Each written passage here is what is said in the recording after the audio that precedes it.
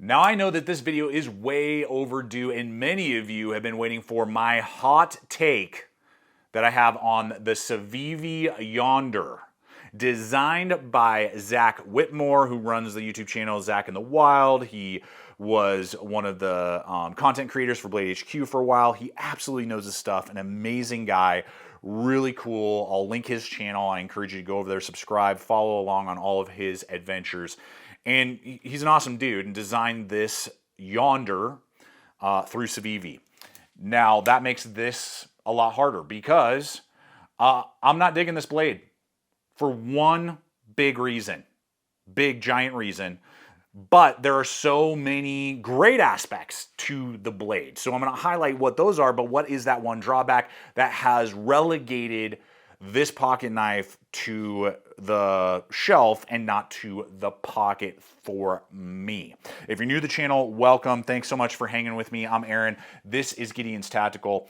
And we're going to dive right on first and foremost with that blade shape. Really like the sheep's foot, reverse tanto, whatever you want to call it, in tandem with the sweep. A lot of times we get these type of blades, but they have like a straight edge, which in some cases is awesome, but if you were to ask me, I prefer the sweep. So good amount of belly for that really cool tip and kind of just stands out from the crowd. So that's going to give you excellent precision. Because of the 2.88-inch blade, you're going to really be able to choke up there and guide the tool, but then still gives you enough to be able to slice, cut because of the high flat grind. And it is sporting Sandvik 14C28N steel. CIVIVI uses that a ton. It's a good all-around steel. It's great. You know, back in the day, it was HCR and AUS8 was like the budget steels. Sandvik 14C28N definitely preferred over those two steels in my personal opinion. So blade geometry, performance, the blade itself, I have zero complaints with. Really well designed and executed and speaks to me. It does absolutely speak to me on a level. Now, along with that, we have ceramic ball bearings, so great action, very fast action on a crossbar lock.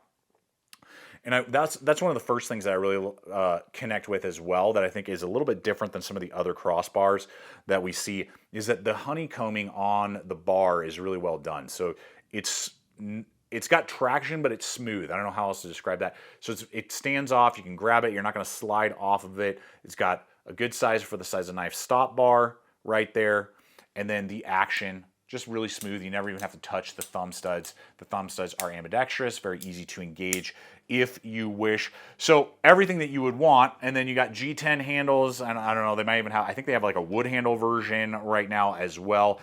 And what I like also, which was a smart move, is it's a little beefier than a lot of other folders that we see. You know, this is a Verdict that we're gonna run in here. This is significantly thicker than a Verdict. So for filling out the hand, that's a really good move. So you fill out the hand, it feels like you got, you know, some control over the tool, and then they've contoured it slightly as well. It's not just a flat slab like the Verdict, as an example. This actually has some rounding, just helping it to match up with, you know, the linear liners, excuse me, so it's flush. You know, they're not exposed and then causing hot spots or anything like that. They do milling inside those liners with that flow through construction, so very easy to clean. Makes it under 3 ounces. I believe it's 2.7 ounces. So nice and lightweight, nice and compact, good action. The tip goes in there. I can't pull the blade out. So all that is good. Another aspect is the pocket clip. I find it interesting that us knife guys are also often watch guys, and that's where today's sponsor comes into play, which is Veer watches. And I've been relying on these watches for over 6 months now because I wanted to step up my analog kind of field watch style and have options, and that's what Veer watches really brings to the table, with many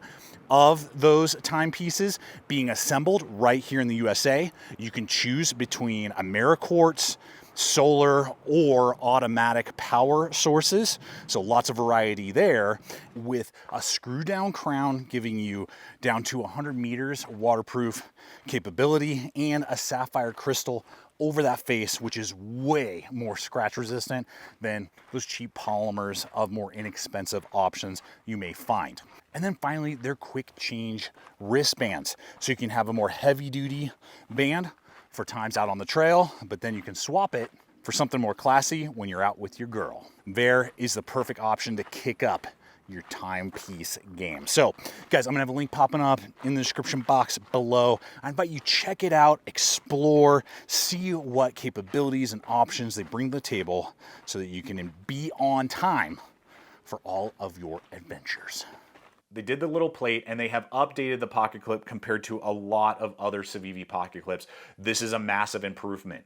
With the recessed screws, loop over, I really dig that pocket clip. That designing was really well thought out. It really works well for me and way preferred over this current design. I would love to see CIVIVI at minimum start offering these to buy. I believe these would match up with any of their other models. Yeah, it sure looks like it.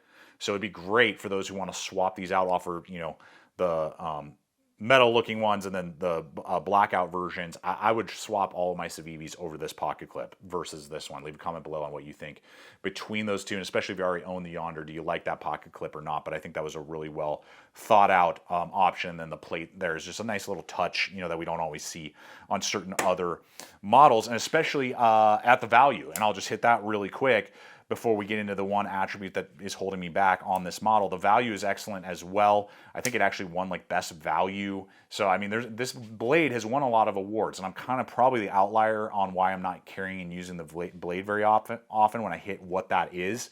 But when I say it, I think many of you are gonna go, oh, okay.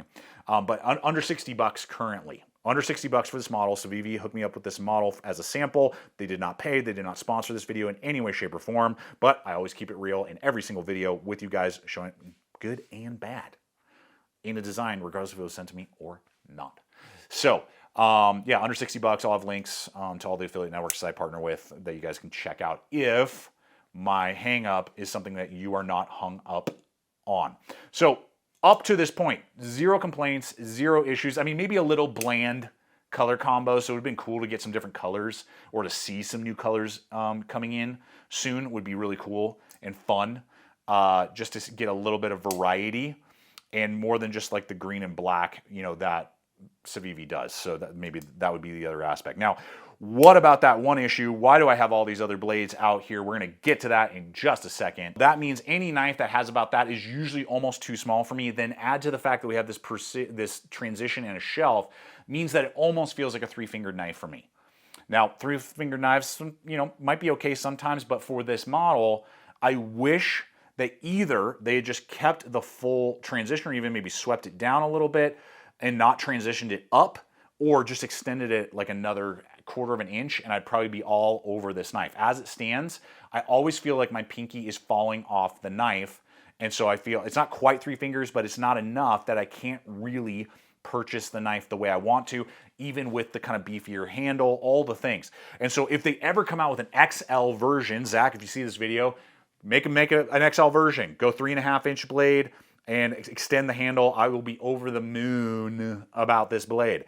As it sits, the handle is too short, especially when we look at some other options. As an example, the VOMBAT from VOSTEED. This is the one that you can swap handle scales. The handle, you can just see there, is longer when we match up guards by just a hair, but just by about 1/4, and there's no cut up. So when I grip it, guess what? My finger is fully resting on the blade. It just feels better. I feel like I have just a little bit more purchase. I'm all locked in, and it's not this odd transition out the back there, even though they're almost overall identical in size. The handle transition in probably the guard goes up closer to the blade slightly, giving me just enough real estate to squeeze my 3.25-inch large size hands on the VOMBAT over the Yonder. And the Mini Praxis, it feels a lot more like the Mini Praxis because like I'm barely gripping onto that, and I have to really use this to fully engage with the blade. If again, they just extended this handle out maybe that much more, I'd be all over this blade. As it sits, I haven't even done the video on this, that I bought this at Walmart on a whim. And it feels a lot more like that to me. So if you own the Mini Praxis and you love it, awesome. Then you're probably love the Yonder. If you're like me and you're like, man, this feels a little bit too small, then that is exactly what's going to happen.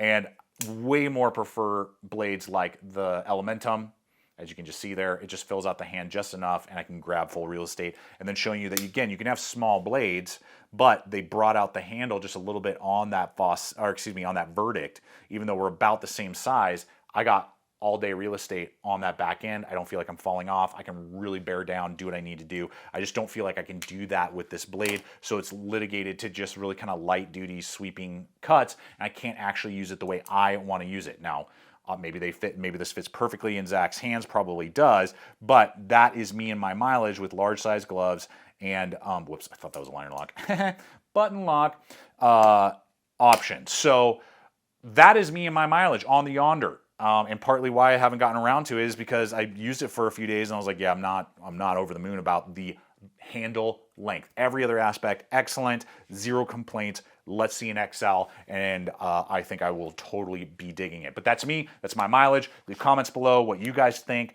what your take and stance on this blade is. Appreciate you guys. Till next time, always remember, stay equipped, stay prepared. See you out there.